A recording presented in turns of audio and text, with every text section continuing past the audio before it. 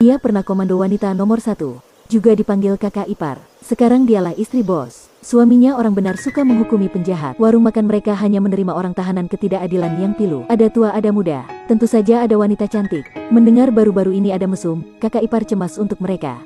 Pasti selesai kerja Tiemai diikuti. Dia berlari lebih cepat dan berputar melihat. Masuk rumah nyala lampu, kunci pintu, lepas pakaian, mandi. Waktu itu kunci pintu ditarik, mesum melihat secara profesional. Waktu dia berniat beraksi, si gadis tiba-tiba menjadi pria, memegang sendok memukulnya. Ternyata si gadis hanya mangsa. Semuanya adalah perangkap kakak ipar. Bagi jenis mesum ini tidak bisa lewati. Dia memberi melemparnya dari jembatan. Kakak ipar juga orang benar seperti suaminya. Suaminya banyak musuh, dibalas dendam banyak kali. Suatu hari dia dikejar dan dibunuh. Selamanya jauhi kakak ipar. Pelaku itulah Bapak Van jahat. Muka orang hati buas, semua jahat dia sudah beraksi. Kakak ipar dengan keinginan suami mengelola warung makan. Hari itu seorang bocah ke warung. Dia baru keluar penjara, pernah ada pacar cantik. Karena kerabat pacar dibully Van jahat, dia harus membantu mereka. Lawanan adalah bawahan Pak Van, akhirnya mereka balas dendam. Mereka menangkap pacarnya. Dengan pengalaman aku ya, tempat lampai sabu begini bukan tempat bersih ya. Dia masuk kamar tapi sudah terlambat. Pacarnya sudah diperkosa Pak Van. Dia menangis di katil. Pria yang mana bisa bertahan kemaluan ini ya? Tapi dia tidak sekuat dengan Pak Van. Pacarnya tidak menerima dirinya diperkosa. Jadi dia ke jendela melompat. Secantik bunga ini sayang banget. Akhirnya dia dibuang kejahatan dan dipenjara. Kakak ipar menyimpannya. Karena mereka sama musuh itulah Pak Van. Hal ini membangkitkan kebencian di hati kakak ipar. Dia menemui teman dekat suaminya. Merencanakan memenjara Pak Van. Tapi dia meskipun adalah ketua polisi. Tapi Pak Van ada seorang abang sebagai tempat penutup. Dan si abang itulah atasannya. Dia tidak bisa berbuat apa. Kakak ipar memutuskan mencari diri bukti kejahatan Pak Van. Seorang pria, disuaki 3 wanita cantik rasanya bagaimana ya? Beri koka, menyeka keringat, kapanpun menatap padanya. Semua berkat kemampuan memasaknya. Puan warung adalah kakak ipar. Hari ini dia merias cantik ke warung bar. Di panggung ada 3 ekor kelinci sedang menampilkan. Kepala detektif Inggris di atas keluar air liur. Waktu itu kakak ipar ke panggung, menari geliang. Bodi enak begitu, si kepala detektif tidak bisa bertahan jadi juga ikut. Dan semua rencana kakak ipar. Si Pak Van jahat bergabung kepala detektif membahayakan suaminya. Kakak ipar datang untuk balas dendam ya. Pertama harus menarik perhatiannya. Wanita kelinci di panggung juga bawahan kakak ipar. Pasti keduanya diundang ke atas. Kakak ipar mengamati kamar, melihat tekan tombol di sini kasino tertutup dibuka. Kakak ipar menang terus, mereka juga harus kaget. Setelah itu mereka pergi, berkata besok juga datang. Mereka memanfaatkan waktu merencanakan detail.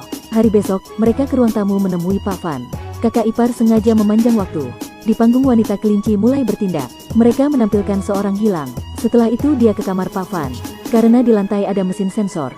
Dia harus meluncur tali membuka blanket dengan pengait. Mengait buku di kaki, dan lari diri tanpa tanda. Kakak ipar di kasino terus menang. Si kelinci tadi kembali panggung. Kakak ipar segera membawa buku ke kepala polisi Tionghoa.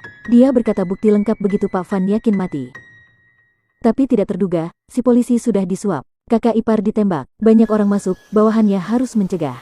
Tiebao membawa kakak ipar lari diri. Tapi warung makan sudah dibakarkan oleh Pak Van. Keduanya hanya ke tempat sembunyi suaminya. Seorang bawahan ditangkap Pak Van. Bahkan mati juga tidak mengungkap tempat sembunyi kakak ipar. Kepala polisi Tionghoa tidak bisa mencegahnya. Tapi waktu itu bos Inggris menyuruh mereka henti. Karena tim anti korupsi sedang menyelidiki. Tapi Pak Van tidak mendengar. Dia berpikir uang bisa mengatasi semuanya. Kakak ipar dilukai. Perlu untuk mendisinfeksi, menyuntikkan obat untuk mengeluarkan peluru. Kakak ipar sakit sampai pingsan. Tiebao menyelidiki kabar ketemu bawahan. Semuanya kunjungi kakak ipar, memutuskan balas dendam. Tim anti korupsi sedang menyelidiki, betul sempat baik. Si orang Inggris selesai kerja melihat seorang gadis berdiri di bawah lampu. Mendadak teringat dia mirip bawahan kakak ipar. Segera bertanya, tapi si bandot sebagainya sudah digoda oleh gadis dan ikut gadis ke rumah.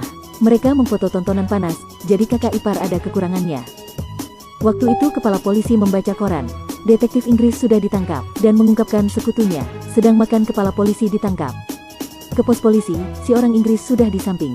Sebenarnya para yang ini dipalsukan bawahan kakak ipar. Polisi Tionghoa tidak mengungkap, kalau gitu tidak memberinya tidur.